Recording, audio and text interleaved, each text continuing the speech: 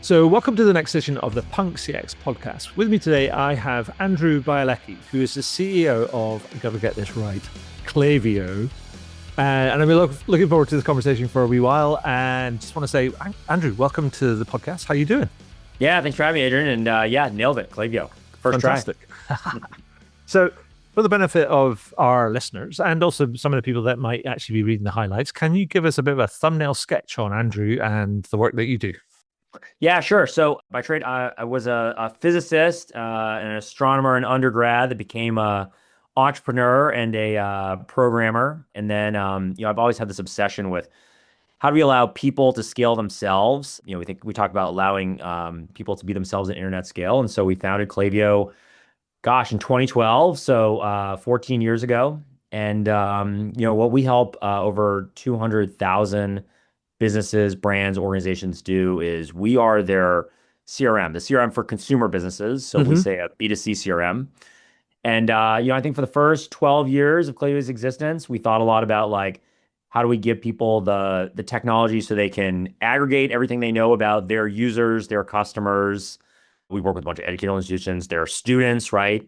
Understand who people are and then actually action that so you can create, we say, stunning experiences for every single one of those consumers that will result in, could be more sales, more engagements, all the way around. And what's changed in the last couple of years is obviously AI. And now we're thinking a lot more about how do you make great consumer experiences?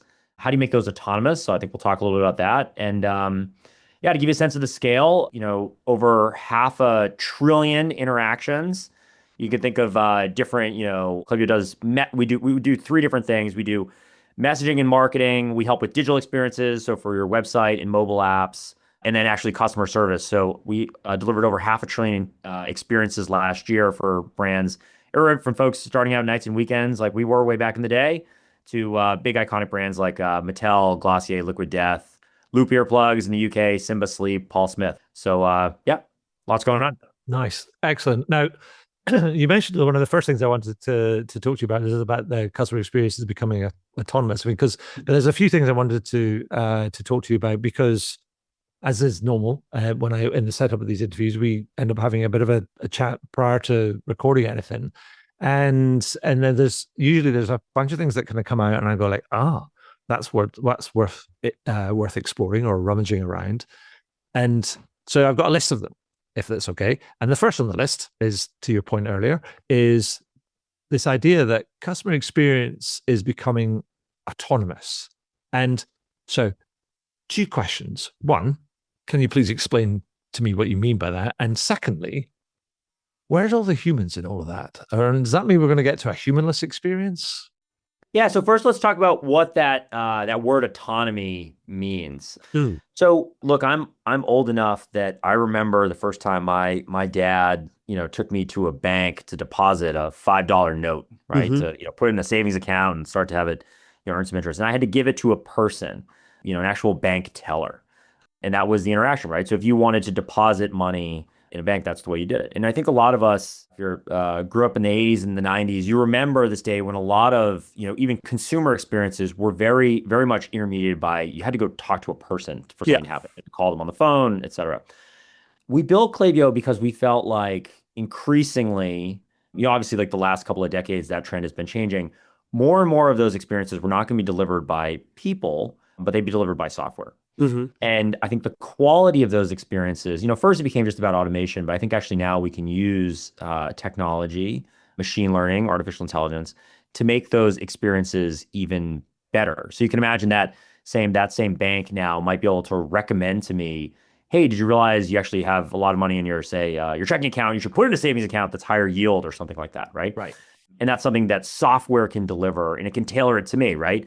Or maybe it knows that like, hey, I'm saving up to, buy a home, right? And so there's some other products that they have that might be useful to me. So we look at Klaviyo is for any consumer business, we think more and more of those experiences you deliver to your customers are going to be autonomous. They're going to be delivered by software. And I'll give you a couple of other examples. Obviously, when we do work with, Klaviyo, a lot of us know us for marketing and messaging. Nobody is sitting there and writing by hand every single message that gets sent out. especially if you're doing personalization. Those are being generated dynamically. Right. That's an example of an autonomous experience. Okay. We have a customer agent product, which is like a customer service, always on digital representative for your business, can help with questions somebody has that might be, understanding your products or maybe getting support. They need to change something about an order they've placed. That's an example of software making things more autonomous. So we think about in the future, if you want to create truly amazing customer experiences, you're going to rely on software to be the actual way you can deliver that experience to every single one of your customers, because it can do all the thinking, it won't run out of time, and it scales. Like if you all of a sudden have a huge surge in demand, say to your website or to your business, like don't worry, AI can kind of handle that load and can elastically scale up. So that's one, is about the kind of the delivery of experiences.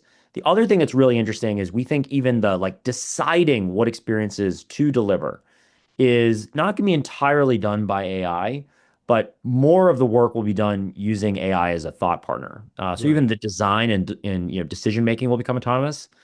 And just as an example, a product that we have that we actually just released called Composer. What does it do? Well, it will help you compose marketing campaigns, build them, but it will also look through past marketing campaigns you've run and help you figure out, which campaigns worked best for which audiences. And it will surface those results and automatically tell you how to, make adjustments to future marketing.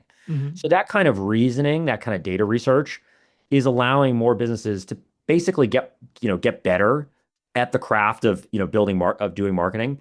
And it's because of autonomy. You have these researchers that are going off and doing all that research rather than relying on, you and your spare time to figure it out. Okay. So we think about autonomous in those two ways, of both like the decision making and then the delivery.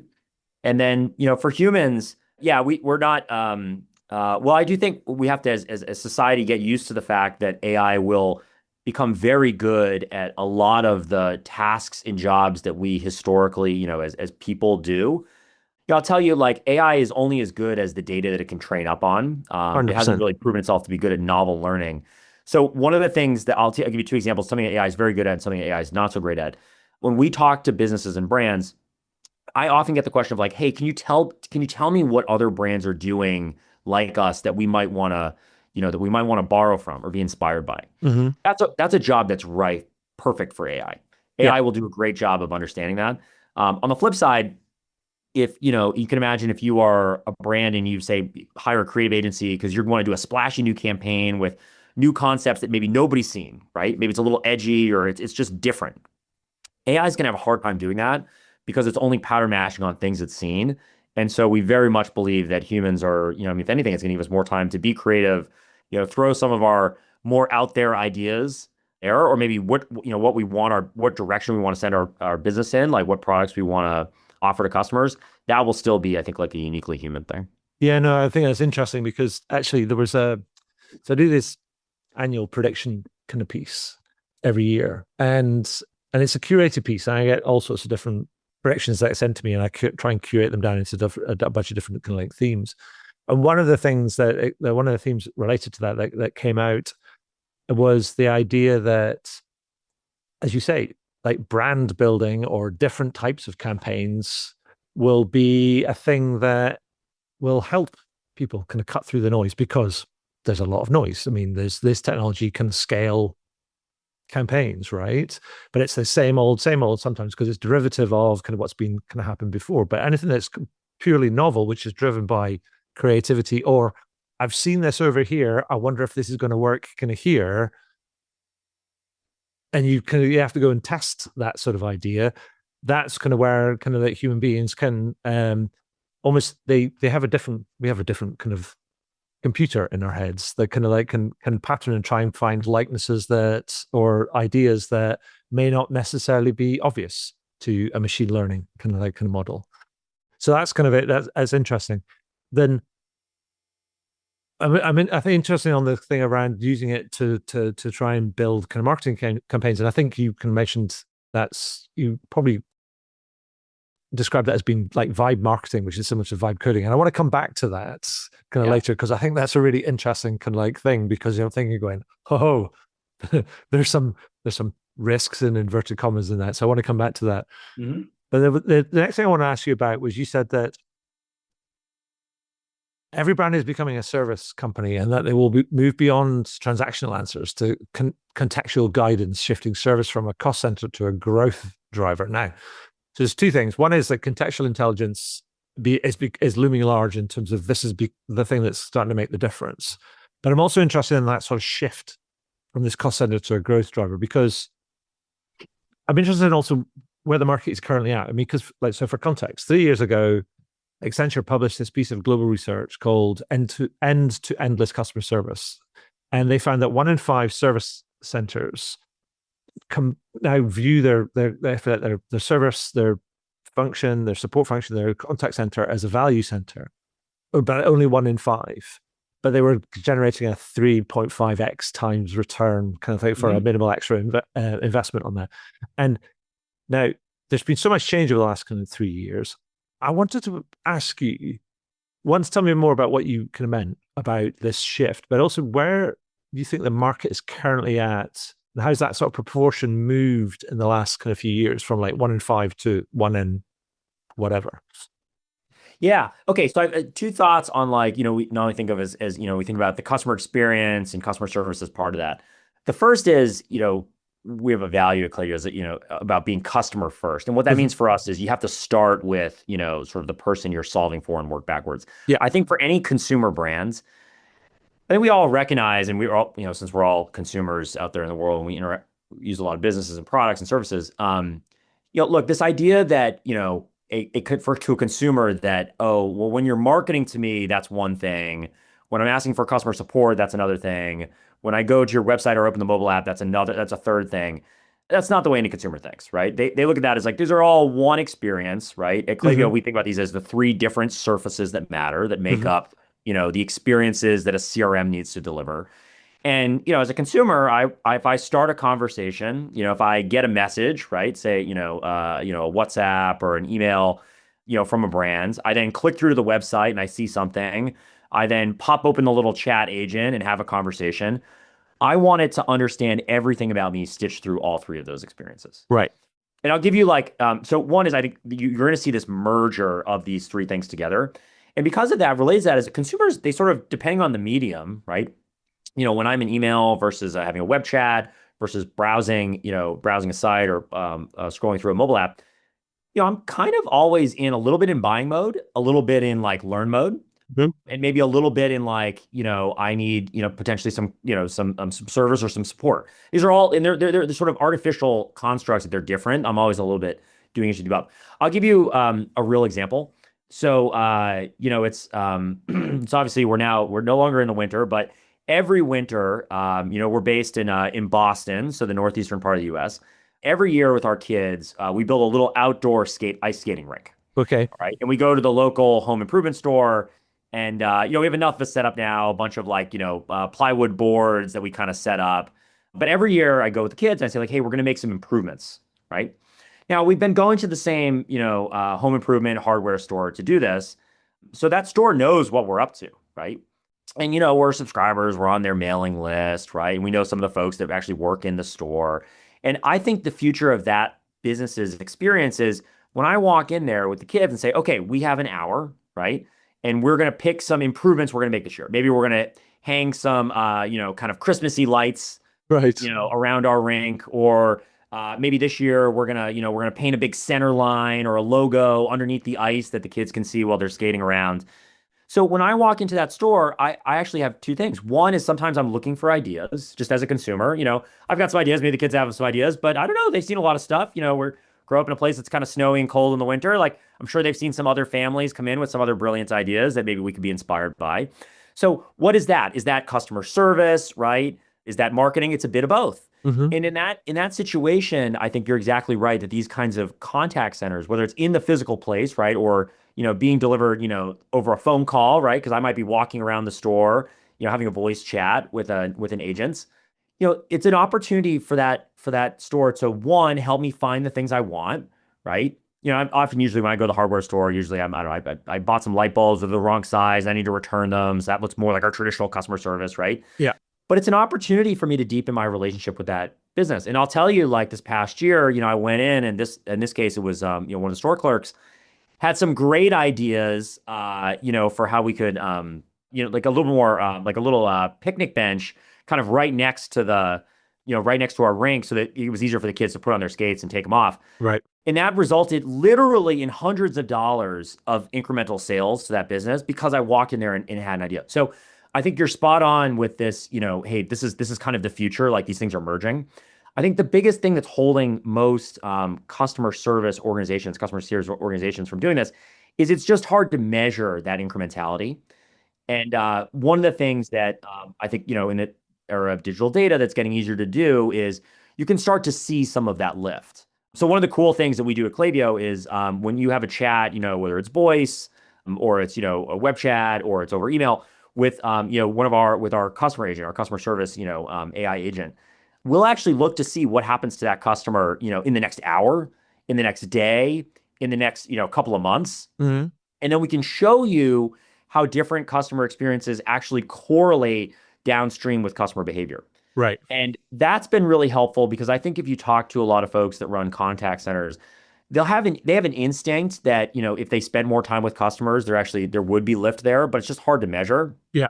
And once those attribution systems are in place, I think that's probably what those, that 1 in 5, that 20% is. They're just getting good at measuring that, but I think it's going to get easier and easier to do that. I think the thing that I'm kind of interested in also the idea that the data and the sharing of data across kind of like functions is a clear enabler of that. But I wanted to ask, what else needs to happen for organizations to sort of make that shift? Is it something up here that they need to clue into kind of, and then they go, and then they can start kind of acting? And what are you seeing in terms of the thing that is a key driver of that shift? Because it feels like it's a bit of a mindset shift.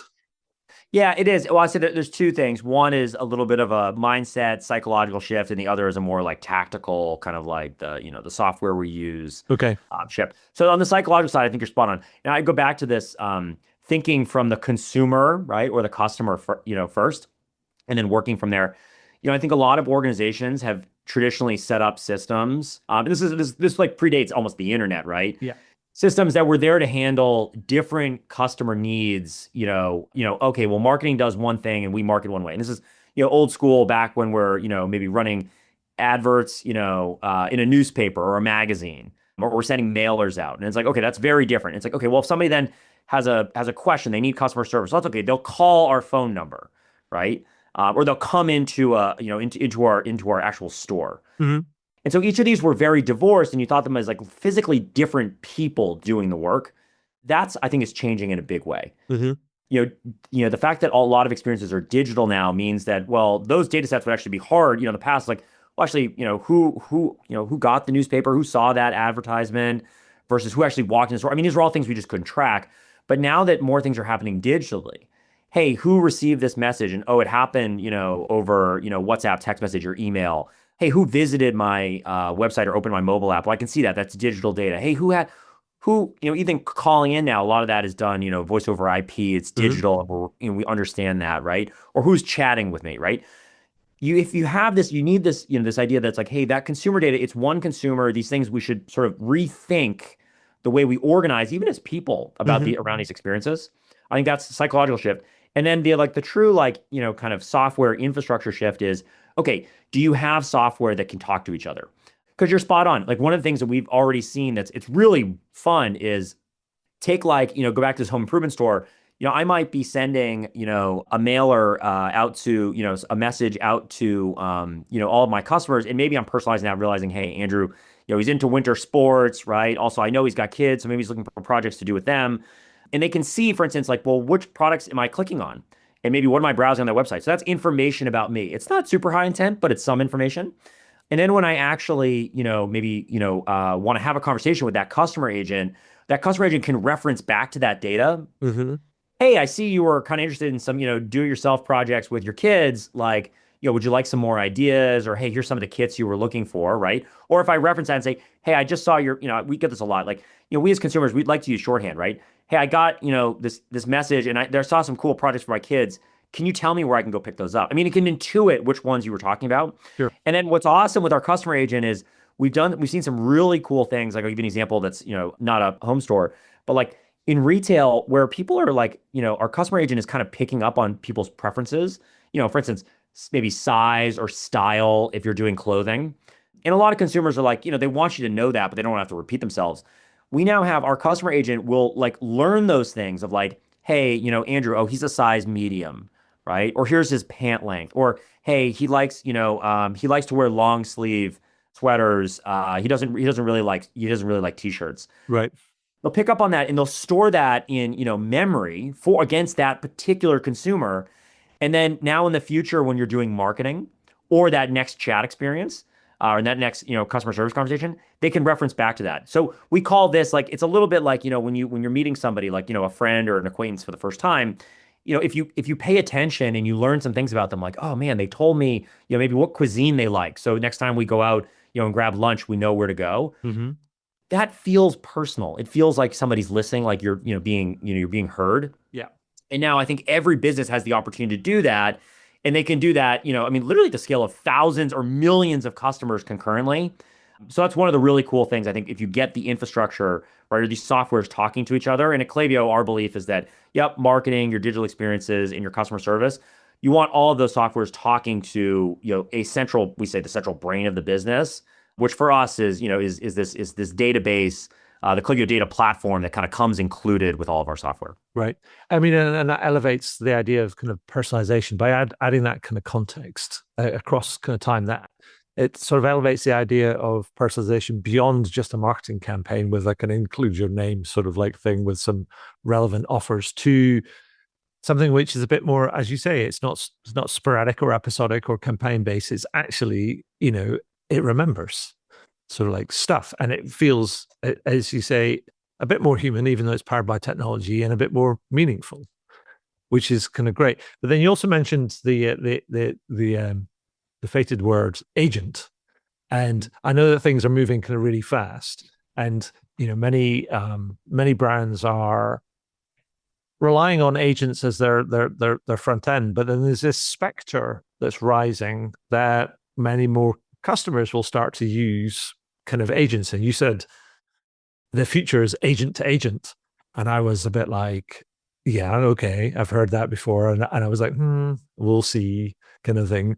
So I wanted to get your perspective. Like, can you explain to me what you mean by that? And what are the implications like for kind of brands? And also, what happens to browsing and shopping and kind of plain old serendipity, walking in and looking around and finding kind of things?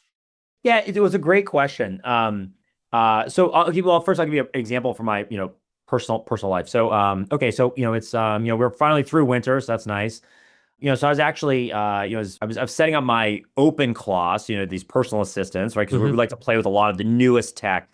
And one of the things we've been experimenting with is like, just, hey, how many of the kind of the tasks that we do around our, daily lives can these agents take on? And, it's obviously not great at all of them, but like, I think if you want to live in the future, you have to just constantly play with them and check them out every couple of weeks and see what kinds of progress we've made. So anyways, one of the goals I gave it was I said, hey, I'm a pretty big runner. I need a new pair of trainers for the spring. The old ones are looking a little worn. So, I told the agent, I said, hey, look, this is the pair that I have now, and I want you to go out and like check out, for this pair of trainers, right, by this brand, where's a great place to buy them? Right. And I want you to balance, price and, and shipping, how fast can they get there? And here you go do it. In fact, I even gave the agent a credit card, one of these credit cards that has like a limit, right? Right. And said, here, go off and you can, you can go make this purchase. And you know what? It did it. It did the whole thing. Okay. So when we talk about the future as agent to agent, everything we design at Klaviyo, whether it's the marketing experiences, these digital experiences or these customer service experiences, we think about all of those as what is that going to feel like to a human? I mean, certainly that's not going anywhere. We're still going to do a lot of browsing around. But also, how will an agent consume these? And are they really consumable by agents? Are they easy to understand, right? So this is where I think the agent to agent comes in. And I think, for some of us, I mean, you might find like that example I gave you of like, hey, I'm going to do a bit of price shopping. I know what the pair I want is, but also I want something that's like, hey, we'll show up in the next couple of days, not in 2 weeks, right? Or something where it's in stock. I mean, I could go browse 10 websites myself, but I can also just have an agent go do it for me. Sure. And I think these are some of the use cases that we're already seeing. I think when you're designing experiences, it's smart to design them in such a way that, agents can understand. And so practically, what does that mean? Well, we're envisioning a world where when you go visit a website, when an agent visits a website, it may not want to browse around the entire website. It may want to just connect to, say, your customer service agent, the customer agent product that Klaviyo offers, and just ask its question directly. Mm. It's like a form of search, but it may then want to say like, okay, well, I'm ready, can you tell me, availability of this? Can you tell me what colors it's in? Can you, maybe you can do some of that research. Hey, Andrew, here's, I don't know, he's in Boston, he's in the Northeast. It's kind of hilly. Like, how are these trainers, where it's, where there's lots of ups and downs. Can I ask all those questions, come back and bring that information back to me to make the final decision? Right. So we expect that's going to happen. Now, to your question on like, hey, humans and hey, does that mean that we're just not going to do any buying anymore? It's interesting. It starts to press at a lot of these things of like, well, especially let's take, kind of shopping as an example, right? I think there are some purchases that we make that are more transactional, right? If I'm going out to buy, milk, bread, the groceries for the week, like they're actually, I probably know what I need. There's a little bit of serendipity, but a little bit, less so. Certainly we've seen like, I mean, one of the reasons that like social advertising works so well is a lot of folks are in their kind of like in lean back mode. Mm-hmm. They're browsing content, they're looking to be entertained, looking to be a little bit of that serendipity, as you said. And there, I think, we as consumers really want to just sort of get surprised, see something Right. we weren't intending for, a little less direct intent. Even there, I think agents are going to do some really cool stuff in terms of, maybe showing us things we didn't see or in a format we didn't expect. So I'll give you a little sneak peek. We have a little project we're working internally that is like basically alternatives to how an inbox, like think about your email inbox or text message inbox works. Where it said like, hey, a lot of people like, Instagram or TikTok or some of the other short-term video sites. What if we could take all the messaging and the products, that you got from the brands that you love, that you're, say, subscribed to, and instead of having to fit into the form factor that we're all kind of are used to, right, with, with email or text messaging or WhatsApp, what if we could say, hey, an AI actually went and read all through all that, and it generated an Instagram style feed or a TikTok style feed of short form video, pulling from assets that those brands already have. It's just a more engaging way to browse and shop. So maybe instead of seeing a static image of a product, it could show you, a video that was on the website, but just, is just, like, I don't know, that wasn't contained in the message, but the AI could easily find. Right. So I think we're about to see an explosion of some real creativity in the kind of the consumer experience when we're browsing and shopping. There's this really interesting thing. As I show this clip from probably the early 90s from one of like the major US news outlets. And they were showing the first websites that were, doing retail. Mm-hmm. And I remember they showed this video where it was like you could be a little avatar, and it was if you were walking around a mall, Mm-hmm. like a physical place where there's all these shops. And so you'd click to walk in front of each shop, right? And they thought, oh, this is the future. Instead of walking through the mall, you're going to literally click your way through the mall, right? And we kind of laugh about this now because it's like that's such a terrible user experience. Like a mall is great because it's all these physical places, physical retail places in one spot. But the walking around is kind of painful. Like the whole fun part about having it on your phone or on your laptop is you just pop open a new tab and you instantly teleport it into, a whole new store, right? Yeah. We're going to see similar things with AI where the current website, the current experience is going to feel a little archaic.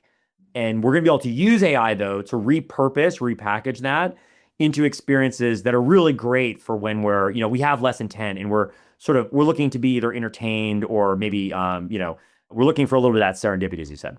Excellent. I mean, yeah, no, it's interesting because, you're talking about kind of like go back in the day and about kind of that internet shopping and kind of like almost like you have to click to walk around a mall. And it reminded me of almost the real estate market where you end up with these virtual kind of like tours and you've still got to click around to visit different rooms. And I'm a bit like, that's so clunky. And it's like, there has to be a better way to do that. Why can't I just put my finger on a trackpad and just move it around? That sort of thing. Yeah, AJ, I'll give you one more example. Like one thing we're playing with our customer agent is this kind of like, a little bit chat interface. We're actually plugging it into the search result pages for some of these brands. Mm-hmm. So let's take my, my trainer example of like, hey, I'm buying a new pair of shoes, and say I'm looking for a new, a couple of new kits or something, right? Looking for some new shorts, some new shirts, right, to go with it. I mean, now instead of, you think of a lot of retail sites, especially if they have a lot of products, you have to search, and then I might have to search by tops, by shorts, by shoes, all separately. I mean, we're playing with things where what if we just rewrote the way a search results page looks? So you could search straight up and say, hey, I'm looking for a whole new, kit, new outfit, new gear for running, this season. And let it put together all the pieces. And oh, by the way, I want you to show them on a model. And oh, I want the model to be yay tall, right? And can you show me a couple different variations? And like, that's it. I Hmm. mean, this is all, I think it's not only possible, it's coming Hmm. in the next few months this year as a result of AI. And I mean, it's brilliant. I mean, we will. I mean, excited to see all the kind of the developments, and definitely there's like a watch this space on kind of marker on that one. The final thing I wanted to ask you about is, and I want to circle back to that sort of vibe marketing kind of idea, because you did say you were moving from this idea of vibe coding to vibe marketing, and the big question I had around that is how are enterprises, particularly larger kind of, and well, any business, but particularly larger businesses, going to govern that sort of like stuff? Because that feels quite real. I mean, it's a bit like you can speak to the thing and it's going to go and then go execute, and then it's off and going, and you're like going, risk and compliance is going to be all, all over that. Yeah. They're like catching butterflies. Yes. So what's interesting, I think I think what everybody's learning quickly is like, when you have this explosion of, we talk about generative AI and vibe coding and now vibe marketing. I think we're going to see vibe a lot of different, kind of jobs. I think a lot of our minds immediately go to is like, well, how do we prevent, to use the AI term, slop, like low quality, Mm-hmm. poor things? And especially, look, if you're building on behalf of a business or brand, like, look, this is, I mean, how I represent myself to my, to my customers, to my end consumers, this is everything. Like, if I make a mistake, that's almost way more painful than just doing things the old school way. Mm-hmm. So, within our Composer product that helps build marketing campaigns, one of the features that we built in there is this thing called guardrails. Right. And what guardrails do is, I mean, a little bit like what sounds like if, say, you're on the highway, is it says like, yeah, it's like, look, if you have a self-driving car, like you want to make sure that it stays in its lane, it doesn't bump into the thing in front of it. So what we've done is within guardrails, we've built, dozens of guardrails that basically say, hey, look, we won't allow, or we'll constrain the agent and tell it to check itself against the following checks. And these are not probabilistic checks like a lot of AI. These are, it must pass them. Right. And then as a business or brand, you can add more checks, right? And again, these are things that are like, hey, hard rules in these situations, right? We would do this or we would never do this, right? Or you need to put a legal disclaimer here. So interestingly, what we found from our guardrails feature is it was very popular, like for AI, generated content. It actually was equally popular for human created content. Yeah. So I'll give you an example. I was talking to when I was over in Europe, last fall, I was talking to the second largest athletic retailer like in the world, right? Mm-hmm. And one of the things they told me was they said, Andrew, like if you can build these guardrails for AI, let me tell you that actually will speed up a lot of our marketing teams because we're a, international, global, athletic retail brand. We're in 50 different sports. We're in, dozens of different countries, and we have teams for every single category and region. And right now, we have this huge approvals chain where if you Right. want to send out marketing, you need sort of like, you need to pass it through a whole bunch of people that will check it. And it's very slow. So these marketers that are working on, say it's like, basketball here in the States, right? Or maybe football in the UK, like they have to wait for these like kind of central, authority to decide if their stuff is right. Mm-hmm. So the queue gets very long because it's all human validated. They said, if you can build this, we can give more control to those local teams Mm. and we can allow them to be more creative and we can give them, and they said, things that we used to have to spend time for and pull people together physically to teach them about our style, right? Our brand, our voice. We can actually just have the AI grade how on brand they are and give them feedback and tell them, hey, they're not allowed to ship until it meets a certain quality bar. So we found that actually these guardrails are equally important for AI generated content, and especially for, larger businesses, right? That have maybe multiple product lines, multiple brands. They want this just as much because it enables their individual teammates, right, to go faster. So I think you're going to see that. Like, one of the beauties of AI is we can use it to generate things, to be Mm. creative or take our creativity extended. We can also use it to help us, do a lot of the auditing and checking and reviewing that frankly we as humans either don't have time for, or in a lot of cases just don't have the patience for, because it can get pretty rote. Yeah. And we can use AI to help us, make sure things are correct, and then basically, either block or flag or, escalate things that, maybe look iffy or it's not sure about. Yeah. I really like that idea is like, rather than using kind of AI to create autonomous content unless it automatically, it can actually be used as a tool to, I feel like, accelerate something which is a very human kind of process. And that approvals thing is like, I'd imagine there's people listening to this and going, oh, getting approval for things is just, it's a blocker in many cases. You have to wait for the right kind of like time, get time in people's diary, you don't know what their other priorities are, and then you might have wanted to send something out which is trying to capture the moment or something, and then you have to wait for approval, and then you get approval, and then the moment's passed, and you're like going, yeah, if only, sort of thing.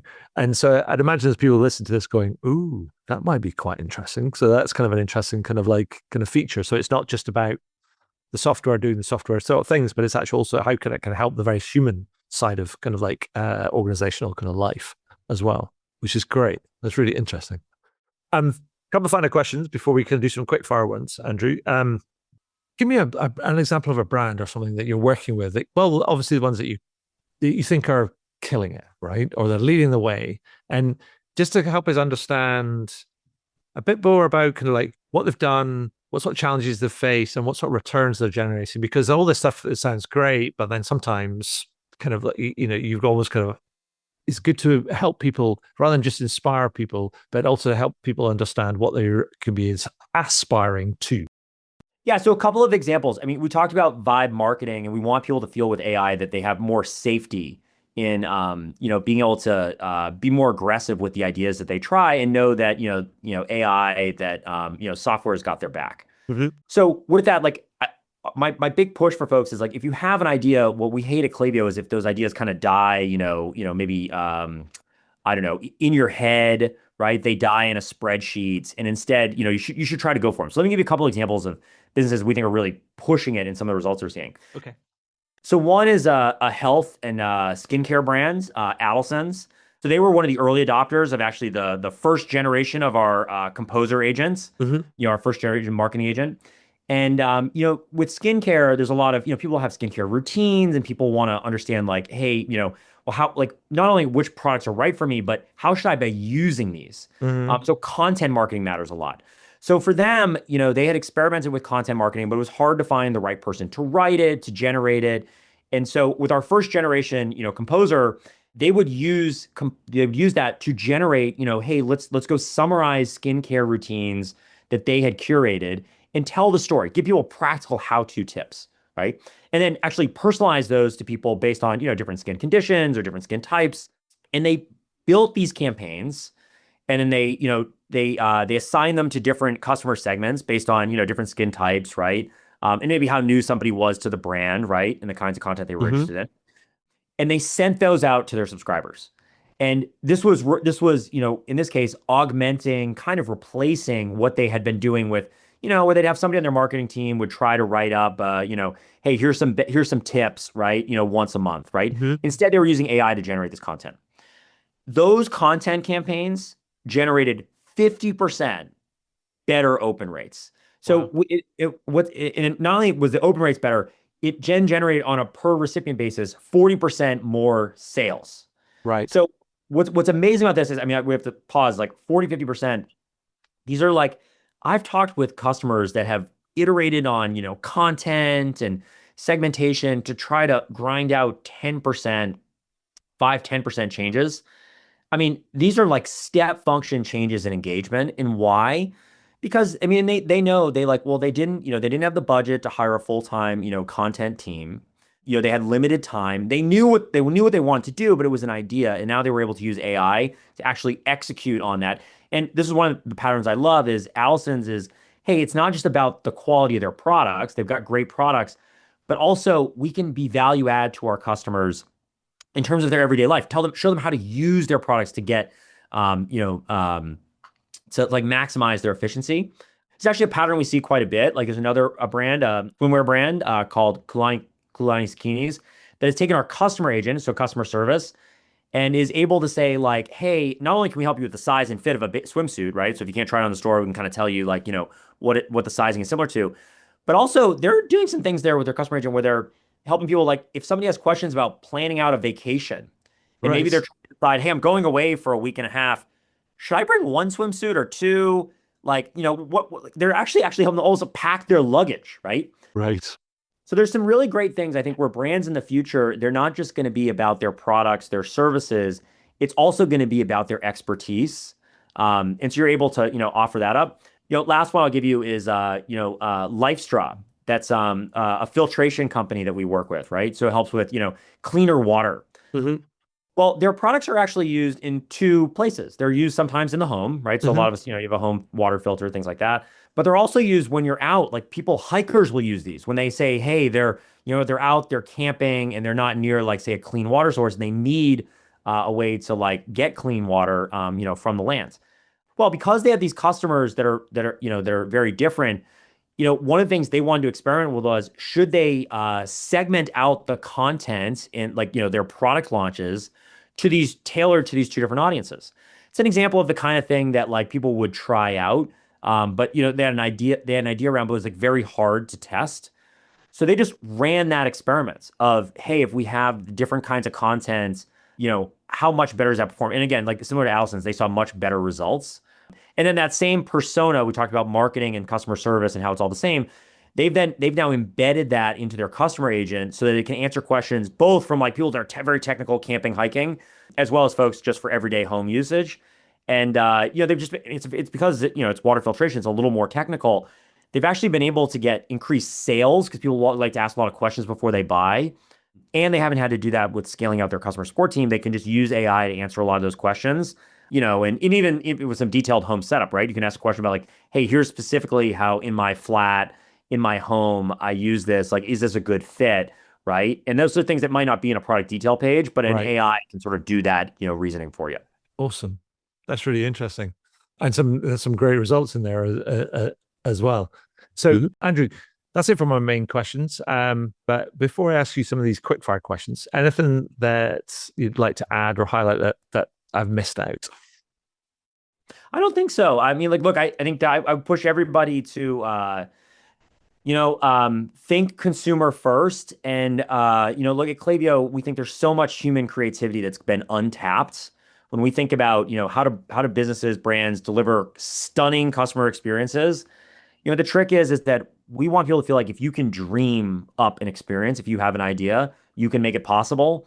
And so like I think you should go try to implement more of those, dream experiences that you think your consumers want. They will result in more engagement and more sales. And then also I think like AI has gotten to the point now where it's good enough that if you're not taking the time, whether it's through Klaviyo or otherwise, to sort of ask AI what ideas it has for your business. I think that's going to replace, or not replace, it's going to augment a lot of the conversations we have, like the peer groups we have, Hmm. where we try to collect and understand information. I think that's something that we've gotten in the habit of. The best brands, they're just constantly asking AI, hey, what's the best you've seen for how we should launch products, right? Right.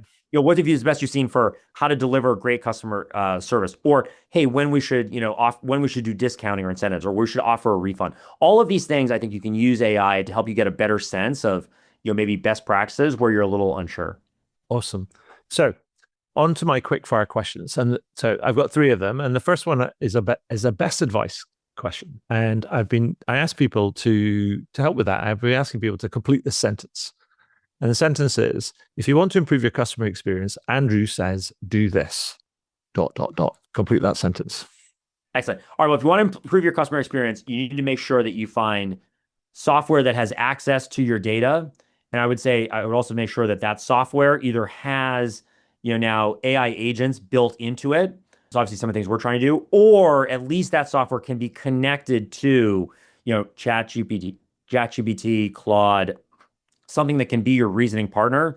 So make sure that, software has everything you know about your customers in it, and that you have another brain that you can connect to it in case yours is busy doing something else. Awesome. So my second question is a punk one, obviously. And so which company or brand do you think takes a more punk approach to customer experience, and why?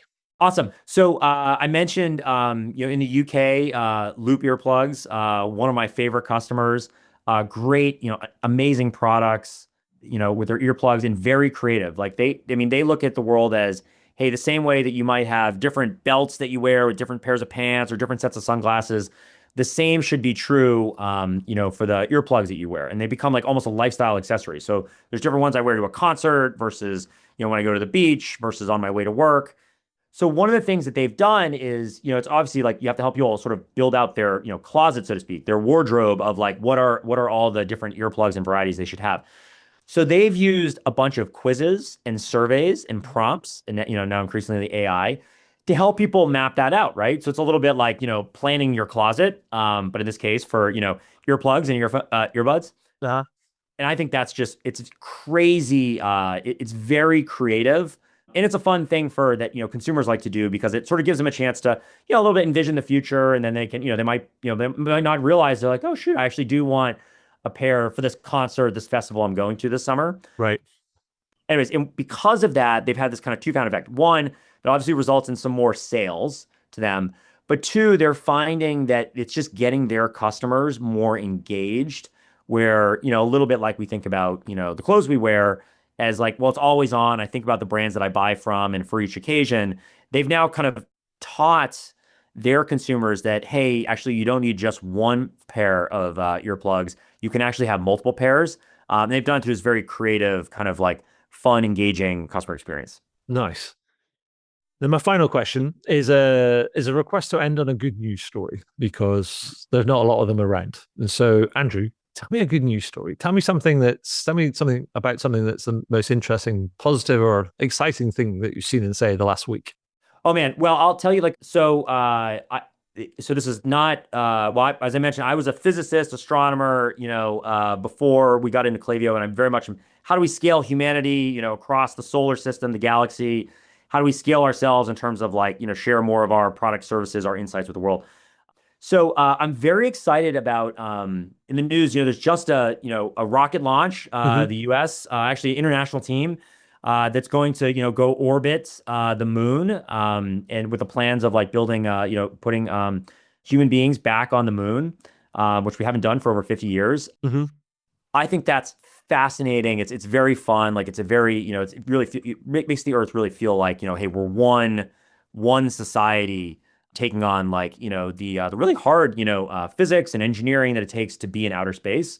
The other thing that I think that's very cool is, relative, to where we were 50 years ago, because as I study this stuff, we're relying more and more on software and AI. So actually, when that rocket lifts off, it used to be back in the day when they first went, like there really was like a person, a man, right? Back then that was responsible for basically driving the rocket, like make sure it was aimed in the right direction. It's, so the analogy is a little bit driving like a very fast race car.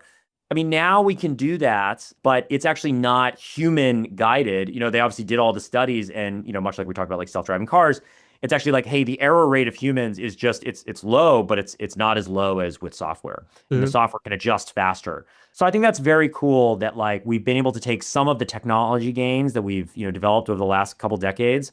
And it also just goes to show like, if we think about like, hey, what is humanity going to work on? What are we going to see in the next, 50 years in this century? There's so much, in this case, literal exploring the, the world, the universe that we haven't done. I think that's an awesome story, and I'm excited to see what happens in the, next couple of years. Awesome. Well, thank you for sharing that. And thank you for sharing your time and your insights and your expertise with me today. That's been super cool. Excellent. Well, thanks for having me, Adrian.